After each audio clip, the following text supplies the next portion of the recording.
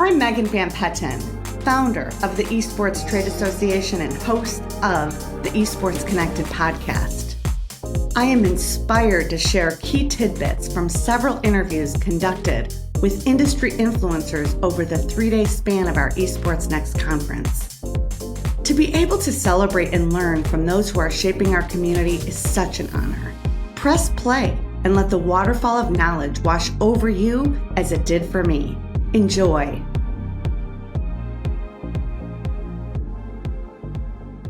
All right, we are back on the Esports Connected podcast here with the woman, the myth, the legend, Miss MVP. How are you, ma'am? I am so good, Bubba. Thanks for asking. I am so glad you're here. What a night, huh? I think you've been having a little fun, it sounds like. Oh, it's only fun to be had, right? So you are, tell me, where are we first? What hotel is this? We're at the Hyatt Centric Mag Mile in Chicago. Chicago. Now, Illinois. why is it the Windy City? What is the actual meaning? Oh, really? Uh-huh. You want me to try to explain that? Yes, live. You know who knows everything? Who's that? Google? Yes, I say Google why we are called the Google Windy City. why it's the Windy City. Okay. That's right. All right, so I'm going to put you in the hot seat here. You have 2 minutes here to tell me about the Esports Trade Association and yourself. Ready? Go. Hi, I'm Megan Van Petten, the founder and managing director of the Esports Trade Association, and it is my honor to be here. So it was about 5 years ago. Many people thought that going from the Fantasy Sports Trade Association to the Esports Trade Association would make sense. And really, I heard it from dozens and dozens of people. The esports industry could really use a trade association. And I did my research at that time, and there wasn't one. But there was more and more demand, and so I threw my head over the fence. And I've been climbing for about 5 years, exactly. So what does the Esports Trade Association do? What is your mission? What are the day-to-day things you do? Well, our mission is to provide resources to make our industry better, period. So the day-to-day is just, we have I think 8 committees.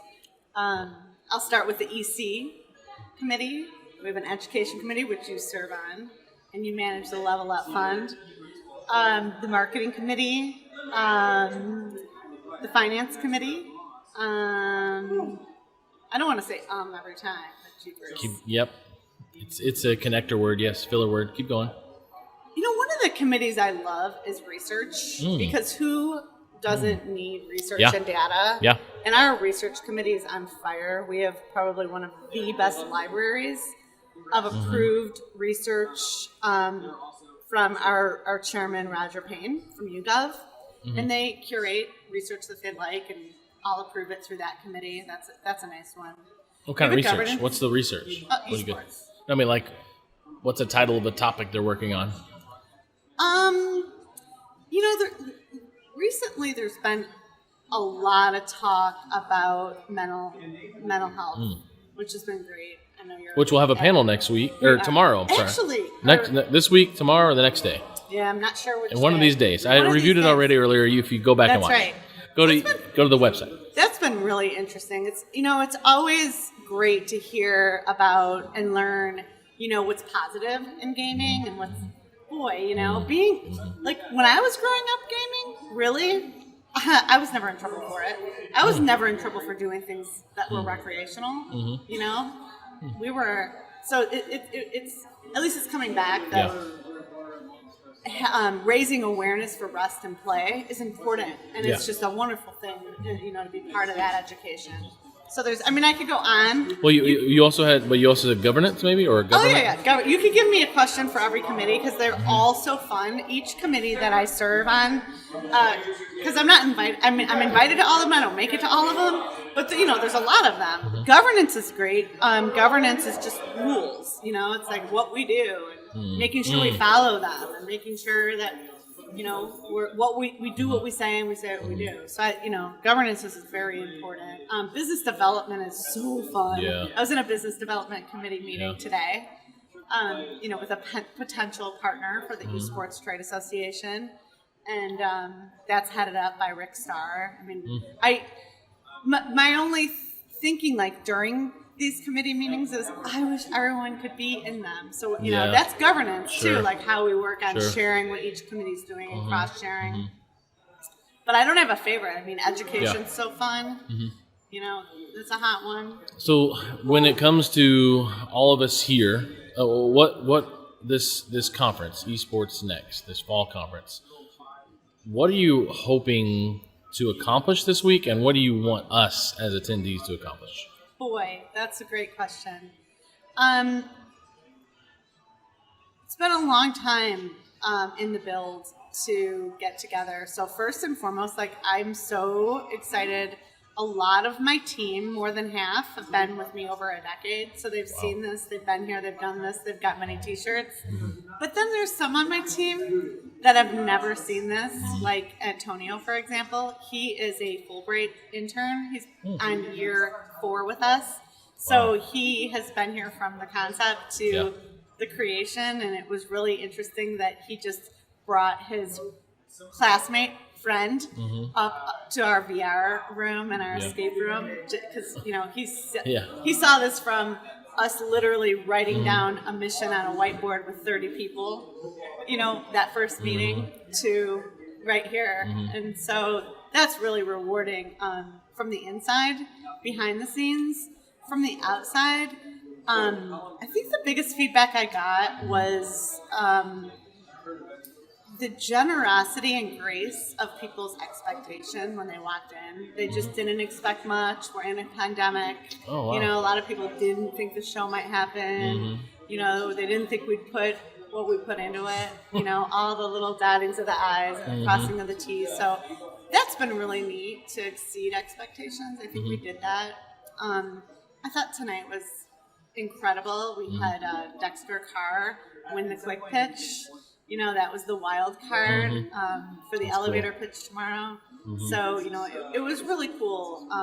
One thing about Dexter Carr is that he took the elevator pitch workshop. We offered a course for people to make sure that they brought their best to the pitch tomorrow. And he actually didn't make it into the finals. And tonight he was in the quick pitch, and the audience voted. Who knows That's nothing? Incredible. They have no idea. And what I like about that, Bub, is that there's one thing in winning, and they say it all the time, and it's practice, practice, practice. And he sure is a story about sticking with it, not making it, getting back on the court, getting in front of 100 people tonight, pitching again and winning by audience applause. So, and he's worked hard, and he won the wild card pitch tonight. That's so that amazing. was really rewarding to see. What a story. Now, other really great stories. I mean, I think it's amazing you've got Lewis doing the MC. He did a good job That is tonight. incredible. Whoa. Like, he's been on the Olympics or something? Yeah, he just got in from Tokyo. So he was on TV on NBC doing stuff in Tokyo? Right. And he's here at the Esports Trade Association. He is. He's our MC. Conference. Wow. And, he kicked us off tonight, and he's just a class act. Yeah. It was, he took every single person that pitched tonight aside and coached them. No. Yes. And Wow. you know what? He's another advocate where it's just practice, practice, practice. And so everybody that pitched tonight got a chance to coach with Lewis Johnson. Golly. Yeah. That's amazing. Lucky. Very lucky. It You was. couldn't get that anywhere else. You Right. could only get that here at the Esports Next Conference. I know. So when it comes to the Esports Trade Association, I heard in the roundtable today something about insurance. What is this insurance that I hear about that I think I might have to take up part of, or what do I need to know? Yeah, we have a couple of really nice benefits that I'd love to talk about. Yeah, I mean, we're working on programming all the time. We're working on resources. We're working on membership and value. And one of them is that we do have some insurance agents that we recommend. So it's very simple. You can just go to our website and click on resources and fill out a form to apply for insurance. And one of them also is, I'll just mention Johnson S. The other day, someone called me and said, Meg, I need insurance for my event. I wasn't even thinking about it. Oh, yeah. And I'm like, yes, you do. Yeah. So that was nice. Event insurance is something That's people big. overlook. Yep, very much And so. it's so important. We have event insurance tonight, or for this event. And does it cover COVID? No. But does it cover things that you wouldn't think? Absolutely. Right. Don't do an event without event insurance. So, we provide value there. So that's a deep cut into the Esports Trade Association. Give me some high-level stuff that's really amazing about what the Esports Trade Association does that you would say to the people out there watching, like, why you, esports organization, non-endemic, endemic, why should you join something like the Esports Trade Association? What is it that they need to know? Boy. Well, I think one of the best things that we do is we provide community. We're a member-owned, member-run organization. We're a 501c6. We do an event every week, whether it's a webinar, a happy hour. My favorite event is actually the coffees. Everybody knows that. I don't care if one person shows or 200. Virtual coffees with our coffee cups. It really is.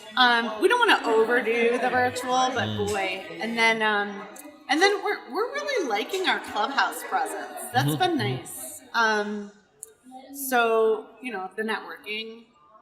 We're doing a lot more programming this coming year as we're growing. We're launching a mentorship program. Great. Yeah, and that is really exciting for me. And why do people need mentorship in this industry? I mean, what are the people at all ages missing that they need to know? Well, I just think, just for me, I mean, I want to give back. I was given opportunities and mentorships for my career, and you just get to a certain point where you want to give back, and we just want to put our professionals with our college college programs. So we're working with a couple of universities that are looking to pilot with their whole program. Like they might put all 30 students in the esports program with 30 of our mentors. So that is like in the strategy phase still. I would say, I'm just guessing, but I would say by January we'll have the mentorship pilot launched. And that will be headed up by the Sharon Gale, our strategist. Okay. We should call her Professor. Yeah, something like Professor Sharon. Professor Sharon. Let's just start calling her that this week. Why don't we just call her Prof? Yeah, Prof. Professor. Prof. Come on up to the stage, Prof. Yeah. Yeah, everybody would know. Well, I must say, the speed networking was the best I've seen. That was really cool. It was really cool. It was really great. You know what I wish I would have done? I wish I would have had the bar serve drinks while people were sitting there. So all of a sudden there was just wine and beer like in the center. So but you take your drink with you? You don't drink someone else's drink? Yeah, keep your drink.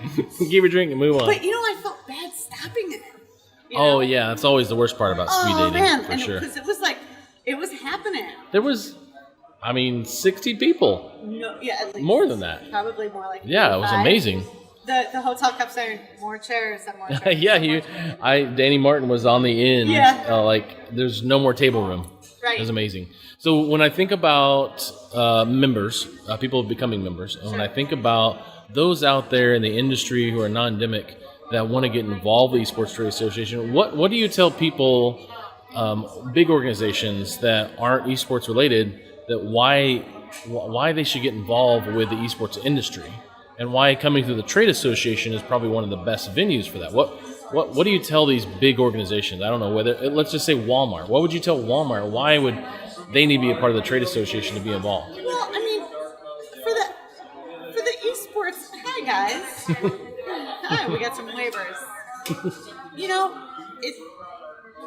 It depends on, first off, I don't think everyone should join. So I would want to know why they want to join. You know, that's one of the things that's hard to scale.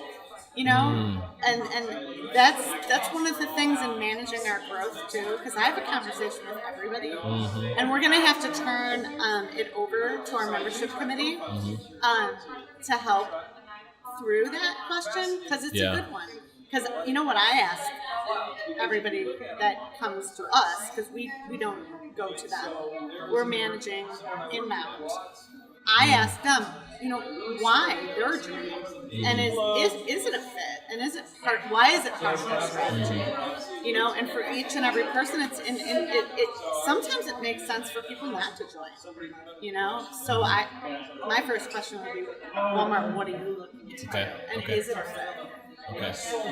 So you also have a really cool presentation this week about a check being presented to some nonprofit. Is that right? With the Level Up Fund, which is going to be, I don't know where we are. I can't see the thermometer over there. We're trying to raise money for, is it a local charity, I'm guessing, or a charity? Yes. Great. The Bronzeville, our first team in Chicago. The Bronzeville. That's right. Yes. Okay. Well, we should really talk about just how like a conversation can turn into something. I mean, can we just tell that story? Of course. Okay, you go first. There was a need to support esports, the industry in esports, when it comes to those in need who are students or nonprofits or charities that are helping the community, whether it be disenfranchised students or peoples or families out there in the industry or out there in the community, but especially here during this event in Chicago. Why not have a fundraiser during the event to support a local charity? But really, the Level Up Fund is this umbrella, really under the Esports Trade Association, to help recognize those charities and those nonprofits, to give them the ability to maybe get some funding from people who are in the industry and learn about them, not just as much learn about each other. And it is just the beginning, you know? I mean, it's all about what you can do. I mean, that's where it's at. I mean, I'm not the first one to say this, and I won't be the last, but it'll be really, really nice to work on developing the fund and fostering that. We're really happy to help Chicago schools, and it's very exciting to present it to April while she's like, this amount of money, and like you know, you feel like your hands touching the product.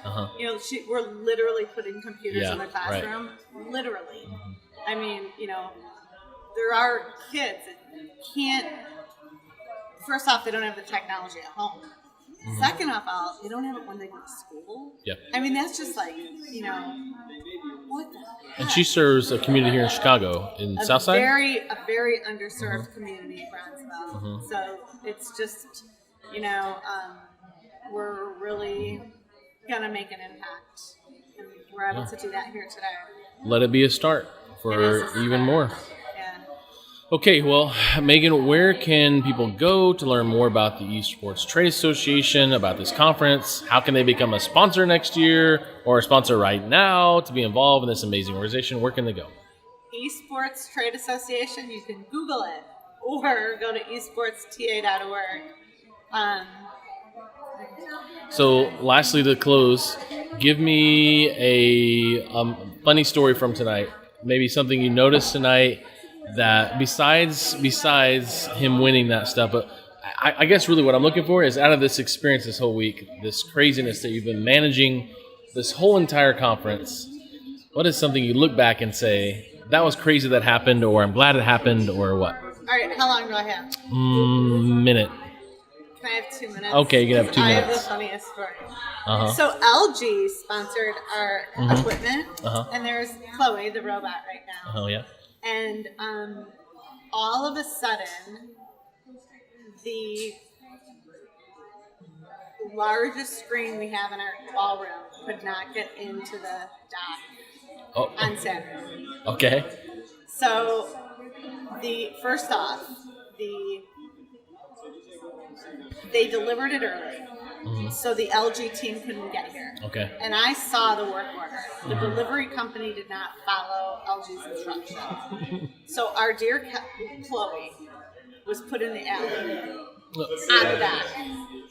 But I was called, and I live 2 blocks away. Oh, okay. So I make it over here. Uh-huh. And as I'm loading that robot into the dock myself, and with a few other generous souls that happen to be here, the big screen doesn't fit in the dock. Oh, my. So we had to call LG because we were like, we got it, no problem, we'll just load this in. No problem at all. So we call LG, and they're like, all right, if we can't get it in the dock, we'll send a truck. And I was like, that is my screen. I am not going to watch that get loaded in the truck. Yeah, and taken away. So our dear Kevin Fair, I looked at him and I was like, Kevin, we're rolling this through the front door of this hotel. So we roll this into the front door of the hotel, and I happen to know the bellman down there, Charles. And I'm like, hey, Charles, what's up? Just moving along here. Just moving along here. Yeah. And there we got it. It fit in the front door elevator.